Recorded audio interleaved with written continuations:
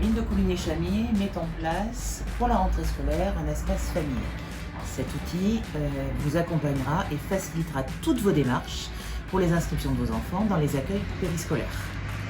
Venez, suivez-moi, je vais vous montrer, c'est facile.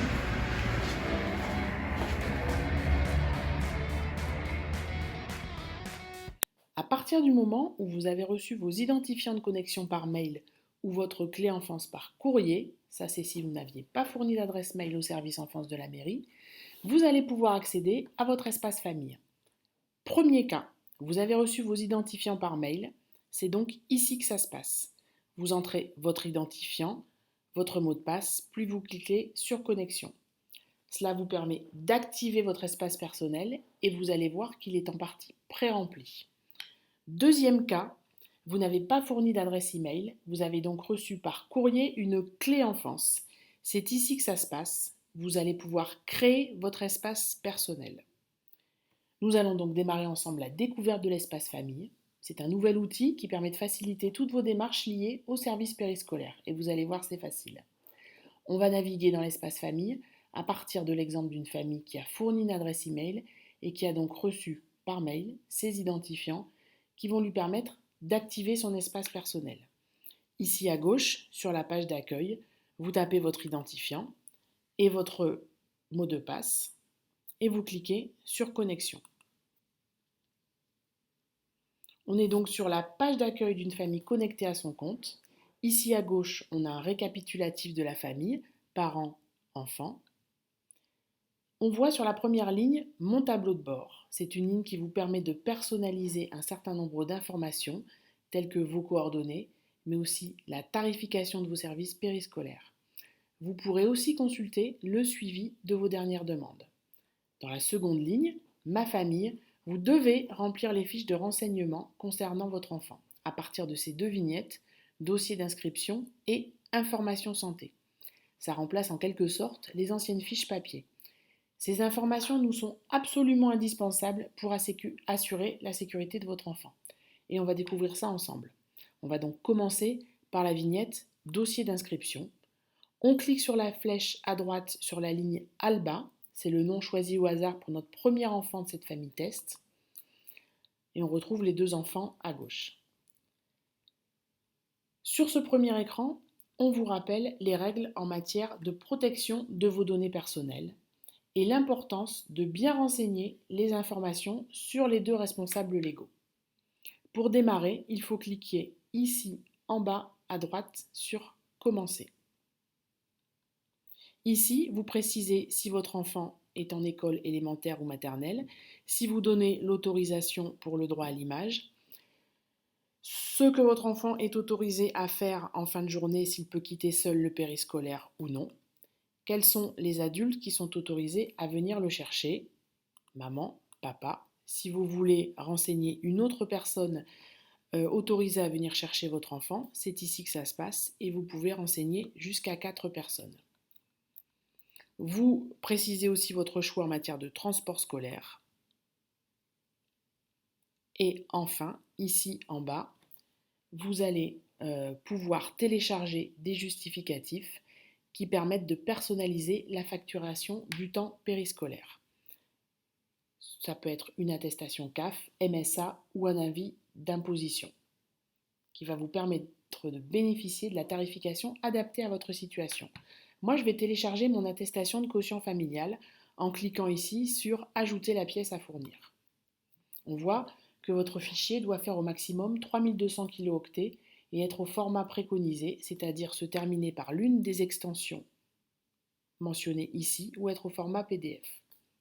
Ce sera le cas d'ailleurs pour tous les justificatifs que l'espace famille vous demande de télécharger. On va donc chercher notre document à télécharger en cliquant sur Ajouter depuis votre ordinateur.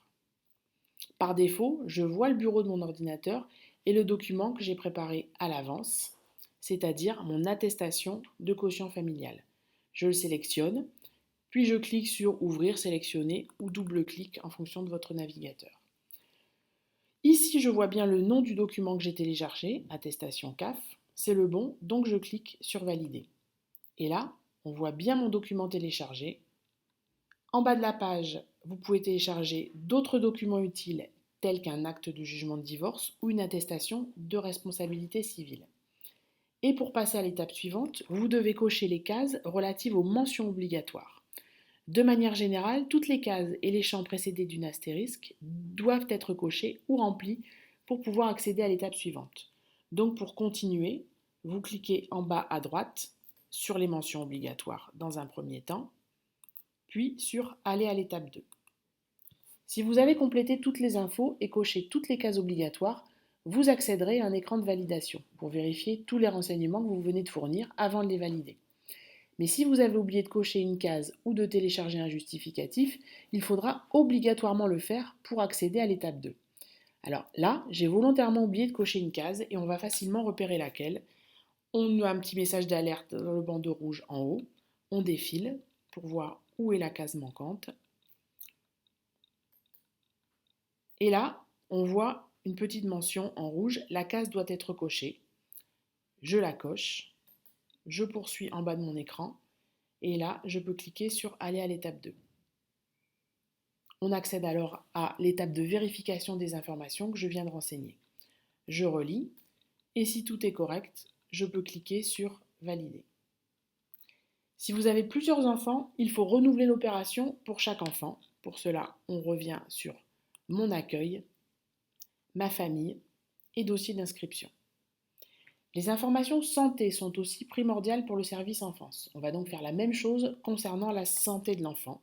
Toujours depuis la page d'accueil, on se dirige toujours sur cette seconde ligne, Ma famille, et on clique sur la vignette Info santé. On clique sur la flèche de droite qui concerne le premier enfant, Alba.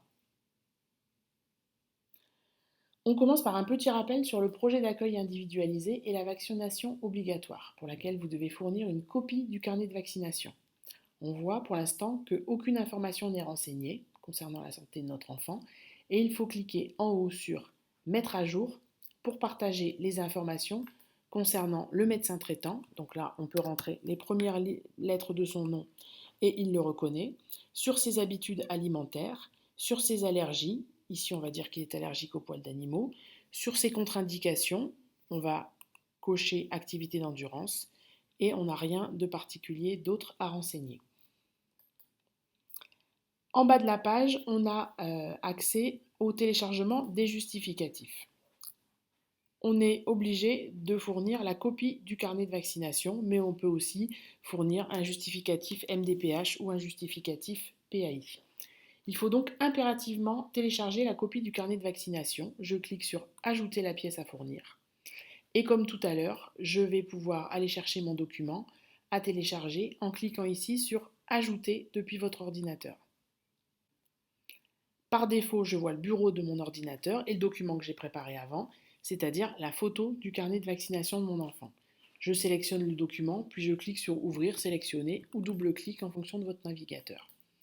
Ici, je vois bien le nom du document que j'ai téléchargé. Comme c'est le bon, je clique sur Valider. On voit apparaître le document que j'ai téléchargé. Tout est correct, donc je peux descendre, bien sûr, cocher les mentions obligatoires et cliquer sur Aller à l'étape 2. On a, comme tout à l'heure, accès à un écran de vérification des données qu'on a renseignées. On le relit, on vérifie et on peut valider. Voilà, nous avons passé en revue les renseignements obligatoires dont nous avons besoin pour la sécurité de vos enfants. Nous espérons que vous avez trouvé ça facile et accessible.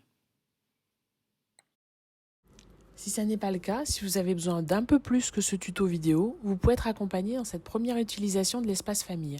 Pour cela, il est possible de prendre rendez-vous auprès du service enfance, auprès de Christelle Gibia ou de Sophie Larry, pour bénéficier de cet accompagnement en mairie. Je retourne sur la page d'accueil, je me déconnecte et je vois que sur cette page, on a la liste de tous les services qui sont accessibles sur l'espace famille. On l'a vu, la consultation et la mise à jour des données personnelles, la possibilité de prendre un rendez-vous pour une inscription, de signaler une absence, et on a accès à un certain nombre d'informations telles que les menus de la restauration municipale ou encore les plannings d'activités qui sont proposés sur les temps périscolaires. Pour conclure, on va jeter un œil à 3 dernières choses. Donc, sans nécessité de connexion à un espace personnel, cet espace famille vous permet aussi 3 choses. De connaître votre école de secteur, de simuler les tarifs périscolaires pour la rentrée et en bas de la page, de prendre rendez-vous pour une toute première inscription scolaire pour un ou des enfants qui n'ont jamais été scolarisés dans les écoles de Coulugny-Chamiers. Merci de votre attention et bonne navigation sur le nouvel espace famille de la ville de Coulugny-Chamiers.